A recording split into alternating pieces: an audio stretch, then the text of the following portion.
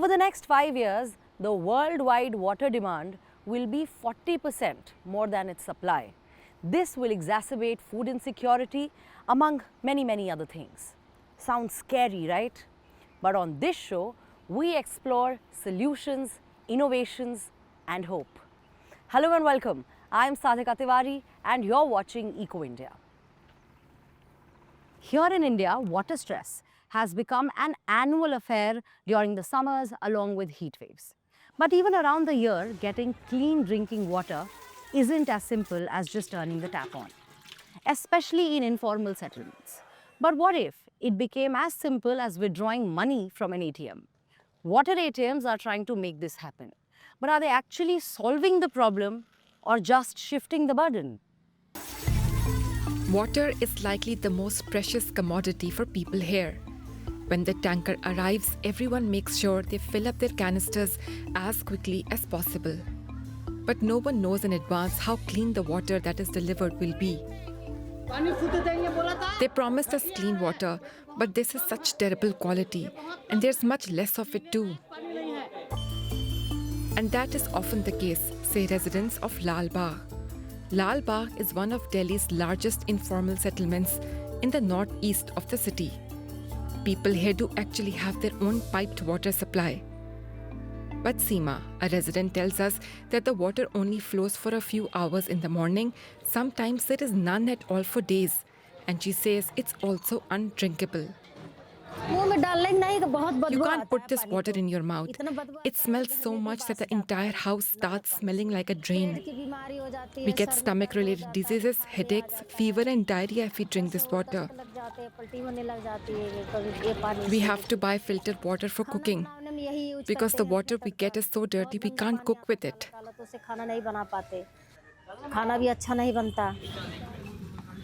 The safe alternative is bottled water. Almost half of those living in Delhi's informal settlements rely on this for drinking and cooking. Some tell us they can spend up to a tenth of their monthly income on water alone. For a while now though, Lal Bagh has boasted several water vending machines, also known as water ATMs. They provide clean drinking water for several hours a day. Vasudev Thakur comes here every day and fetches 40 liters of water for his family. He tells us the quality is far superior to that from the tankers. The water tankers come, but their water is not as clean. They sometimes come without a lid, and the water is full of insects. And if we drank the water that comes out of the tap at home, we'd get sick. On top of that, water from the vending machine is much cheaper than that from the tankers. It is not supplied through pipes, but instead directly from a groundwater reservoir. The pumped groundwater is first filtered. Then it goes into a tank and is filtered again. After that, it is collected in this tank where people can access it. The machine pumps 1200 liters of water out of the ground per hour. This is then purified using reverse osmosis, a process which results in clean water and a contaminated wastewater product. Scientists find the handling of it concerning. They inject it back into the groundwater, so they'll just simply let it soak into the groundwater, which I think is a problem because in that case you're contaminating groundwater for other residents who may be relying on groundwater over there. 20 kilometers away at Nizamuddin railway station, there are more water vending machines. They are run by a startup in collaboration with the railway authorities. The idea is to provide fresh, clean water on site for both travelers and railroad employees. The idea was to give two things, like water which is affordable and that is cold to passengers. And so basically Indian Railways have this contract pan-India to multiple vendors. One of them is us, where they can put up this machine and then the rate of water is basically set by them already. And we pay basically a license fee to the government. In Delhi alone, the startup now operates 200 such vending machines, also in cooperation with the Municipal Water Board. Here, The vending machines use a combination of tap and groundwater. The water is purified with the help of several membranes and carbon filters. It's then chilled. The quality is continually monitored. I'm traveling to Haridwar. I have bought water from this kiosk. It's very good. It doesn't cause any stomach issues. It costs just 5 rupees. If we purchase water on the train, they charge us 20 rupees. This is so much better. The machine-supplied water also saves on plastic waste. According to the provider, more than half of buyers fill their own bottles at the vending machines, and they save money as a result. When you buy a plastic water bottle, you are not paying for water. You're paying for, number one, the cost of transporting that water to you, and number two, for the plastic bottle itself. In Delhi, various agencies, including the Jal Water Board, have installed water ATMs across the city. The previous government hoped they would improve water supply, especially in low-income districts. It's not clear exactly how many machines there are, but a further 5,000 are planned. But critics say more needs to be considered. Drinking water is just 10 liters or 15 liters in a day. So that is not really the major concern. The major concern is where the bulk of the other water comes from. So if you have to rely on tankers or uncertain water supply for the other part of the domestic water that you need for hygiene, for washing, for cooking, for cleaning, then it really doesn't provide a solution. Back in Lal Bagh, Pintu is a water vendor. Every morning he sells filtered water to neighborhood families. It's purified by a private company. Clean water has long been a business model in Delhi, and it will probably stay that way for a while. A modern water and wastewater management system in the city would be more sustainable, but building it is costly and will take years. Until then, water ATMs could relieve the strain on the city's water supply. Compared to a drinking water crisis, rising sea level seems like a very distant problem. But for 1 billion people who live near the coastline, the future is here. Across the globe, coastal communities and cities are at risk. Whether it is a poor city in the global south or one of the world's most advanced metropolises. Now, from building sea walls to elevating homes, a lot is being done. But will these efforts be enough? Or are we just buying time? We have always been a little obsessed with tales of civilizations swallowed by the sea. Atlantis. The legend of Lemuria, home to an ancient Tamil civilization. And Kevin Costner seeking the last dry land, the Himalayas. Today, these stories might not be as far from reality as we think. Ocean levels are rising, faster than ever before. If you live somewhere up in the mountains, you're probably good. But 1 billion people live within 10 kilometers from the coast today. That includes many of the world's largest financial hubs. We're talking Mumbai, New York, Shanghai, Jakarta. And the sea is creeping up on us. We've had more than 20 centimeters of rise since 1880. But it's accelerating. How much? Depends on our emissions. By now, sea levels are rising about 3 to 4 millimeters every year. That doesn't seem like much, but over a lifetime, that's a lot of water. By the end of the century, they could be roughly 1 meter higher compared to levels from 1900, or even more. The numbers that I hear that I think are more realistic, and again, a lot depends on our emission rates, is 2 to 3 meters by 2100. Sharon Gray is a marine scientist at the Rising Seas Institute in Florida. There are 2 main factors driving sea level rise. And guess who's behind both? It's us humans, of course. First up, melting ice. Due to global warming, ice sheets and glaciers, especially in the great ice masses of Greenland and Antarctica, are disappearing. There's a lot of water stored in ice, enough to push sea levels up. Second, there's thermal expansion. That's just a fancy term to say that water expands as it warms, just like the liquid in this thermometer. Oceans are doing just that, and it's sort of baked in for the next centuries. Even if we shut down all gas and oil plants today, the CO2 in the air will keep warming oceans for generations. That's because oceans absorb the heat trapped in the atmosphere by carbon dioxide. 90% of it, in fact. But it's not the same everywhere. Look at this map. Ocean currents and gravity shift water around, making it rise higher in those red areas and lower in the blue. As the water rises, so do the problems. It threatens vital coastal infrastructure such as ports and power plants. Storm surges and coastal flooding and erosion intensify with sea level rise.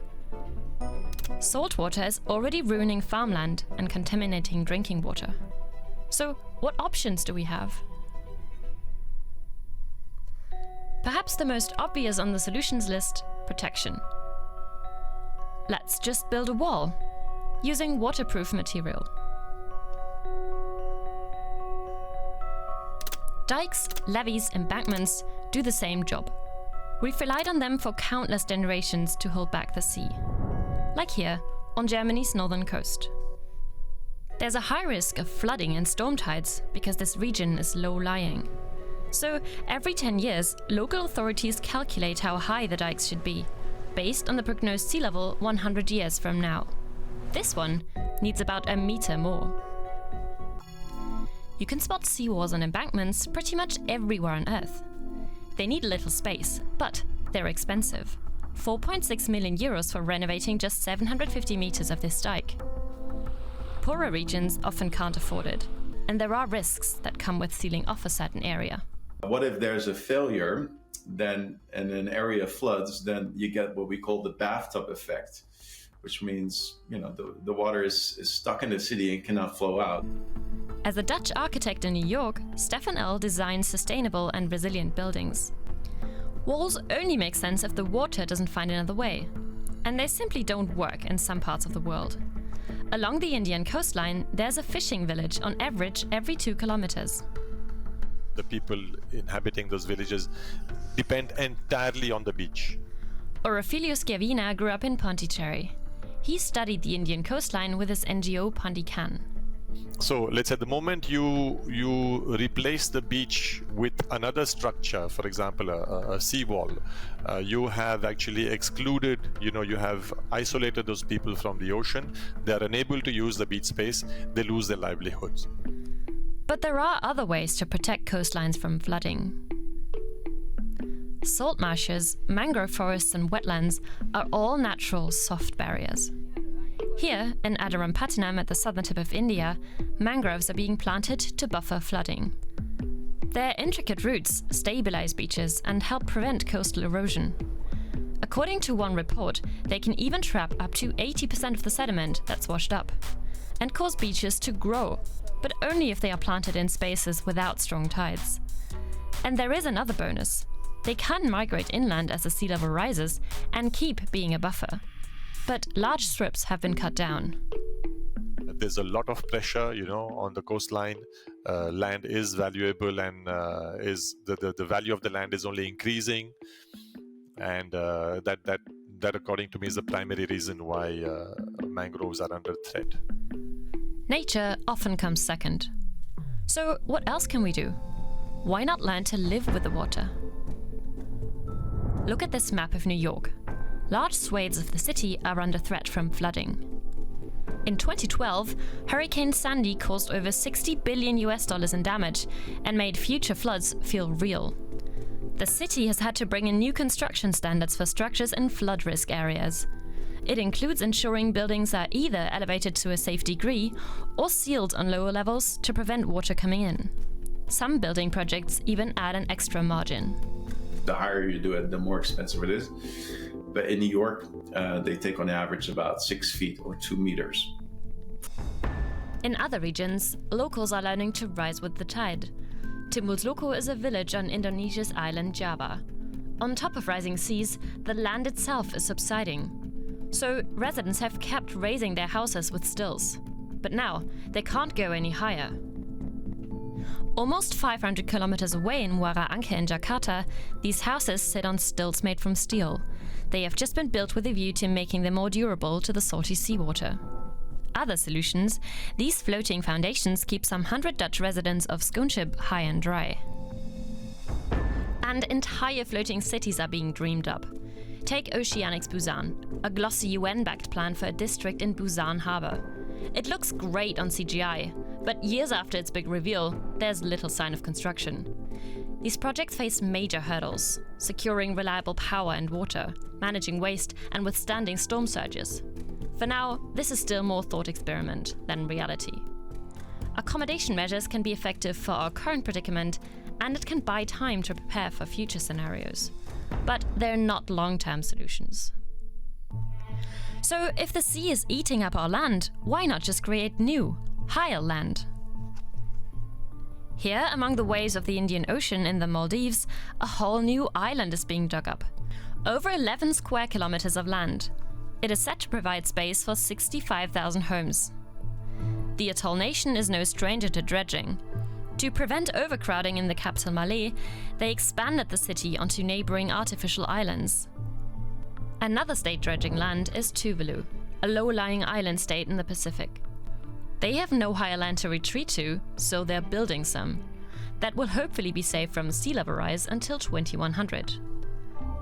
There's one thing most of these adaptation measures have in common. Actually, it's almost always a reaction to a disaster. And sometimes they say you need 2 disasters for it to happen. The thing is, with sea level rise, for many decision makers, it's sort of a future you problem. 2100 is still a long time ahead. It's probably not within my lifetime, unfortunately. But yeah, so that makes it a little bit difficult to plan for it, because very often, politicians are in place for 5 years. Do they really care about, 2 centimeters of sea level rise during their reign? Maybe not, right?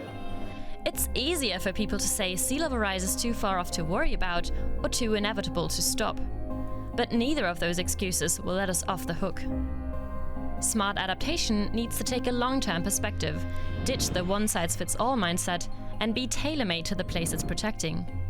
Of course, this smart thinking would need one thing: us ending fossil fuels, the chief engine of global warming. Water doesn't just sustain us, it is also the lifeline for vast marine ecosystems. And once polluted, it impacts all of us. One of the tiniest yet most pervasive pollutants are microplastics. They're so tiny that they're almost into everything, even human blood. So how do we remove them from our water bodies? A scientist in Germany has found a way to do this very easily, and it is even affordable. Water containing microplastics and water without. During sewage treatment, an environmentally friendly gel is used. It's made mainly from carbon and silica. The gel binds the microplastic into clumps, making them visible. Our hybrid silica gel is like a magic glue that brings the microplastic particles together. They then float to the surface where we can easily skim them off. It turns many small particles into just a few clusters. Microplastics typically enter water treatment plants through cosmetics, clothing, and industrial wastewater. Industrial plants emit the biggest share. A smaller proportion comes from private homes.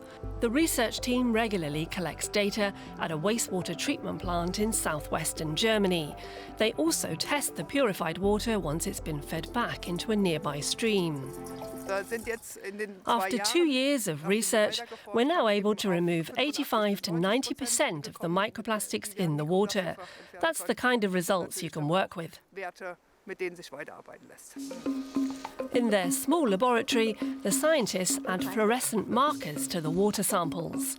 These are activated when light of a certain wavelength is directed onto the sample, revealing how much microplastic is present.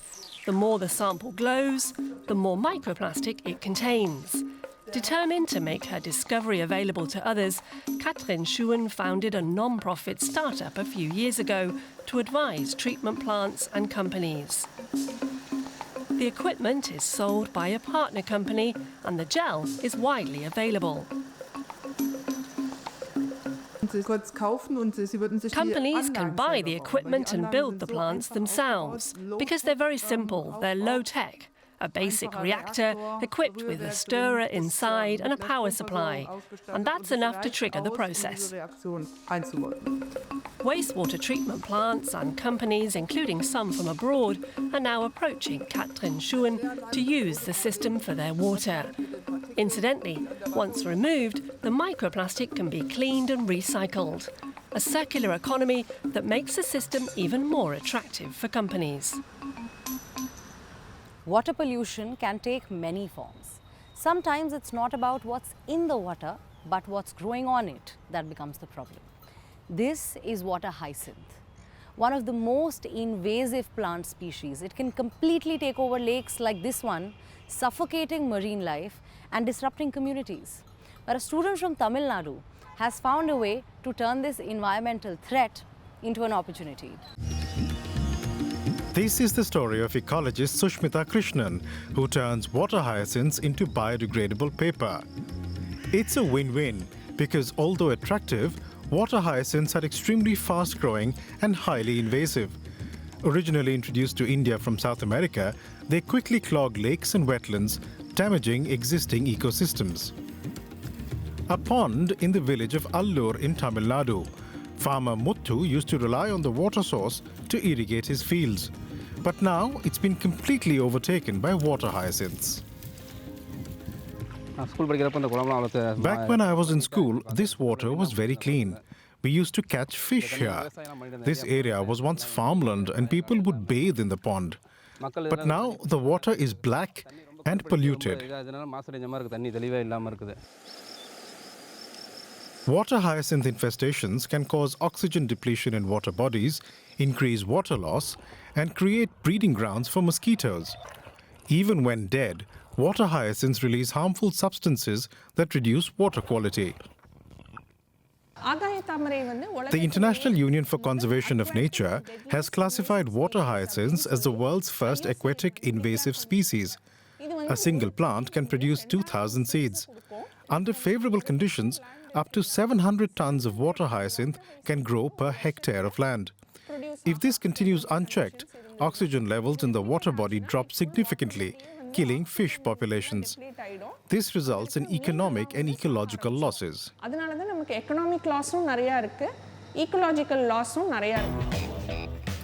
The 24-year-old ecologist works with the National College in Tiruchirappalli in the south of Tamil Nadu to tackle this problem. First, we remove the water hyacinth from the water. Then we chop, grind and extract pulp from it. After that, we add natural binders to the pulp. We use paper frames for this process. The frame is dipped in the pulp, transferred onto a cloth and left to dry. This process is quite simple. The paper is fully biodegradable and contains no chemicals. It's entirely plant-based. Completely plant-based. Sushmita says that 1 kg of water hyacinth can produce 35 A4 sheets of paper. Students at the National College learn how to do it step by step. Sushmita's technology can be shared with self-help groups. They can be taught how to collect water hyacinth even if they only have limited resources. They can also learn how to process it and turn it into different grades of material. Students can acquire this knowledge and then pass it on to villages or communities, helping them generate income. Sushmita's research has been partly funded by the German Ministry for Economic Cooperation and Development, and she's hoping to receive support from Indian authorities too. So with government support, we could clean a lake and use the collected water hyacinths to produce our own products. Water bodies would be restored to their natural state as a result and become accessible again for public use. Sushmita hopes that all of India's water bodies will one day be healthy again. And with her idea, she helps to transform a harmful invasive species into a useful resource. That's it for today's episode. As we saw, water challenges can come in many forms, from scarcity to pollution to rising sea levels, but so do solutions. From scientific breakthroughs to community-driven innovations, change is happening. Like always, if you know of a similar initiative, do let us know. You can email us, and do not forget to follow our Instagram at DW_environment. Thank you for joining us. I will see you next week with more such stories. Until then, take care. Goodbye. Namaskar.